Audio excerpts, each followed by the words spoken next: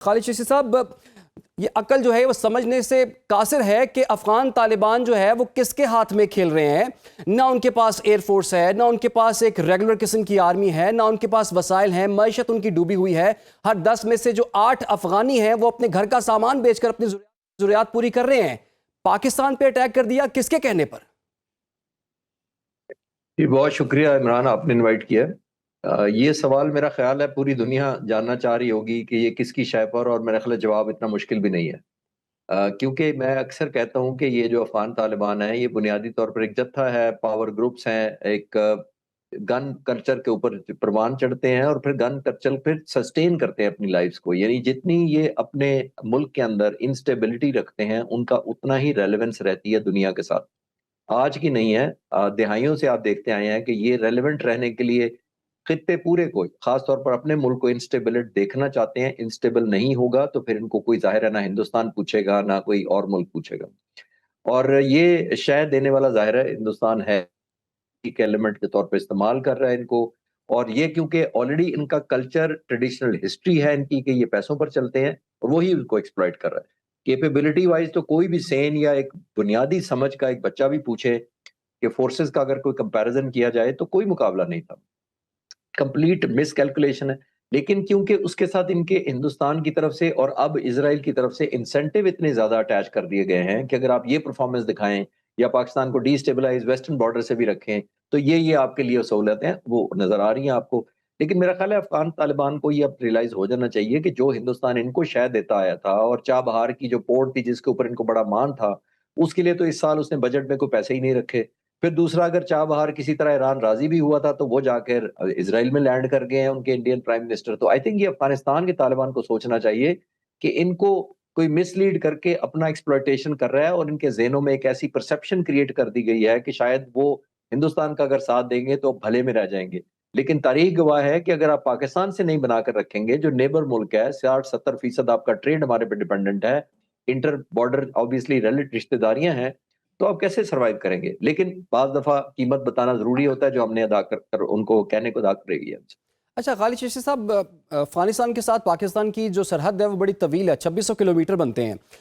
جیسے کہ سب جانتے ہیں کہ افغانستان جو ہے لینڈ لاک کنٹری ہے۔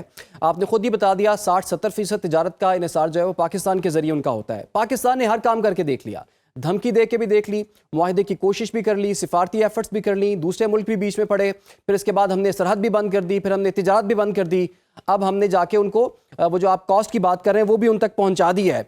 مزید پاکستان کے پاس آپ کے خیال میں کیا آپشنز ہیں، اور پاکستان کی آج کے بعد سے کیا حکمت عملی ہونی چاہیے اب؟ دیکھیے، جو بھی ہم نے کیا نا، جس کا آپ ذکر کر رہے ہیں، ہم نے ڈپلومیٹک کوشش کی، وہ ہم نے بہت بڑا دل کر کے کی تھی۔ دیکھیں، ملٹری آپشن تو اکتوبر کے مہینے میں بھی ہمارے پاس اس سے زیادہ کہیں زیادہ تھی، کیپیبلٹی بھی تھی، حوصلہ بھی تھا۔ لیکن پھر ڈپلومیٹک ایک ایفرٹ کو چانس دینے کے لیے ہمارے دوست ممالک، خاص طور پہ قطر اور ترکی بیچ میں آیا، اور انہوں نے ہمیں کہا کہ آپ ہولڈ بیک کریں، ریسٹرین کریں، تھوڑا سا اپنے آپ کو روکیں، تاکہ ہم آپ کو بہتر ایک جو آپ چاہتے ہیں وہ آپ کو لے کے دے سکتے ہیں، کہ جو کنکلوژن چاہتے ہیں۔ بدقسمتی سے اس کو بھی مس ریڈ کیا۔ افغانستان کے طالبان نے اگین شاید یہ سمجھا کہ ہماری بھی کوئی کمزوری ہے، یا ہم ٹو فرنٹ لڑ نہیں سکتے، یا ہم ابھی ہندوستان سے فارغ ہوئے ہیں تو ہمارے اندر حوصلہ نہیں ہے، یا ہماری آرم فورسز کو ایگزاسٹ ہو گئی ہیں۔ ایسا بالکل نہیں تھا۔ انہوں نے اس وقت بھی مس ریڈ کیا، ابھی بھی مس ریڈ کیا۔ اب مس ریڈ شاید نہیں کر رہے، وہ اب ریڈ کر رہے ہیں، اور ٹھیک شاید ریڈ کر رہے ہیں اپنے انسینٹیو اور اپنے لالچ کی بات۔ اسرائیل کے ساتھ obviously ان کو نظر آ رہا ہے کہ اگر ہم اسرائیل بیچ میں کود پڑے تو وہ بہت زیادہ انسینٹیو دے گا، ملٹری ہارڈ ویئر دے گا، ویپنائزیشن کرے گا، فائنینشیل سپورٹ کرے گا، تو انڈیا اور اسرائیل مل کر بہت کچھ ان کو آفر کر سکتے ہیں۔ یہ ان کی مس کیلکولیشن ہے کہ انڈیا اور اسرائیل مل کر کوئی پاکستان کے مخالف ان کو اس کیپیسٹی کو بلڈ کر سکیں گے کہ ہمارے خلاف آ جائے۔ تو انشاءاللہ ایسا نہیں ہوگا۔ اگر تو شاید وہ بھی جو GGISPR کہہ رہے تھے، شاید وہ بھی دور، اگر انہوں نے کرنا ہے تو شاید کرنا چاہتے ہیں، وہ کر لیں گے۔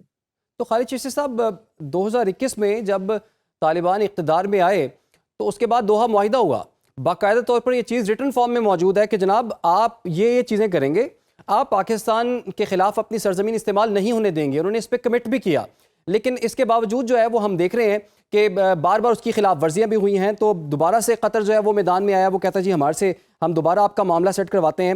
اس وقت جی ہمیں عبداللہ حمید گل صاحب، چیئرمین تحریک جوانان پاکستان نے بھی جوائن کر لیا ہے۔ عبداللہ حمید گل صاحب، آپ کے وقت پہ بہت بہت شکریہ۔ عبداللہ حمید گل صاحب، دوبارہ سے کچھ دوست ممالک جو ہیں وہ سامنے آئے ہیں، وہ کہتے ہیں ہم ہم آپ کا معاملہ جو ہے وہ حل کراتے ہیں، معاملہ طے کرواتے ہیں. معاملہ تو سر 2021 میں بھی طے ہوا تھا. گارنٹی کوئی نہیں لیتا، الٹا انسینٹیوائز کیا جاتا ہے طالبان، غیر قانونی اس طالبان رجیم کو. آپ کے خیال میں پاکستان کا جو رسپانس ہے اس پر آپ کیا کومنٹ کریں گے؟ اور اس کے بعد کوئی افغان رجیم کی عقل جو ہے وہ ٹھکانے آ جائے گی آپ کے خیال میں؟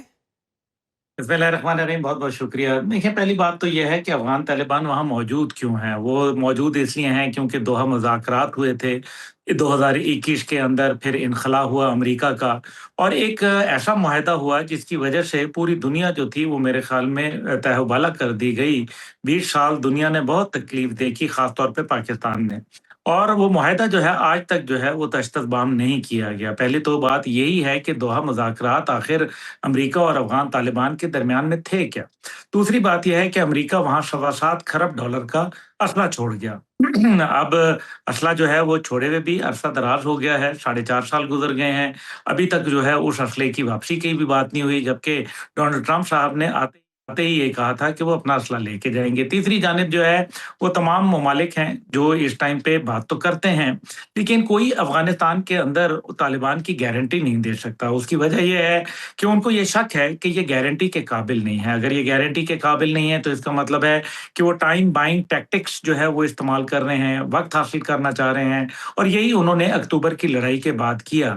ویسے ہی سردیاں آ رہی تھیں، انہوں نے کہا چلو پھر ہم اپنے آپ کو ذرا دوبارہ سے ریجوینیٹ کر دیں گے، اپنے آپ کو زیادہ بہتر کر لیں گے، کوئی اپنی ٹیکنالوجی حاصل کر لیں گے، اپنا دام بڑھا لیں گے بھارت کے سامنے، اسرائیل کے سامنے. اب یہ جو ساری بات یہ ہے کہ اس ٹائم پہ پاکستان کو یہ جنگ تنہا لڑنی ہے، اور یہ ایک ریئلٹی ہے. آپ دیکھ لیں کہ سعودی عرب اور پاکستان کا دفاعی معاہدہ ہے، لیکن وہ دفاعی معاہدہ جو ہے وہ اب مجھے نہیں معلوم کہ اس کے اندر افغانستان کور ہوتا ہے یا نہیں ہوتا، لیکن ہونا تو چاہیے.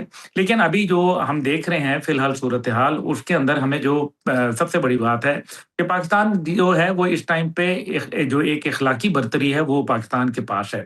دوسری جانب جو ہے قانونی برتری پاکستان کے پاس ہے، کیونکہ عالمی جو قوانین ہیں ان کی وائلیشن تو افغانستان کی جانب سے ہوئی، انہوں نے بارڈر کراس کیا. اب اس سارے کے اندر جو ہے ہم کب تک یہ لکیر پیٹتے رہیں گے کہ جی بھارت اس کے پیچھے ہے، اس کے پیچھے اسرائیل ہے، اس کے پیچھے جو ہے امریکہ ہے. بالکل وہ تو واضح ہیں، وہ تو نظر آ رہے ہیں. امریکہ سب کچھ ہونے کے باوجود تقریباً $160 ملین ان کو ہر مہینے دے رہا ہے. سگار رپورٹ جو ہے، جو اسپیشل انسپیکٹر جنرل رپورٹ ہے، اس کے مطابق امریکہ جو ہے $18 بلین، 18 کھرب ڈالر جو ہے ان کو پچھلے 4 سال کے اندر دے چکا ہے. انہوں نے یہ کہا تھا کہ جی یہ جو سیف ہیون ہے وہ نہیں بننے دیں گے. انہوں نے کہا تھا کہ جی اماج گاہ نہیں بننے دی جائے گی، اس سے جو خطائی ممالک ہیں ان کے اوپر حملے نہیں ہوں گے. سب جھوٹ کی باتیں ہو گئی، ختم. اب کیا کریں؟ اب چاہیے پاکستان کو کہ ان کی ٹانگیں توڑے، اور اتنی توڑے کہ ان کو جو ہے ایک دفعہ پتہ چلے. اور وہ ٹانگیں کیسے ٹوٹیں گی؟ پہلی بات یہ ہے کہ جیسے D G I S P R صاحب نے کہا کہ ان کے ہم نے تمام جو ملٹری بیسز ہیں اور جو ملٹری انسٹالیشنز ہیں، جو اسلحے کے ڈیپو ہیں، ان کو جو ہے اڑا دینا ہے. اور ہم یہ جاری رکھیں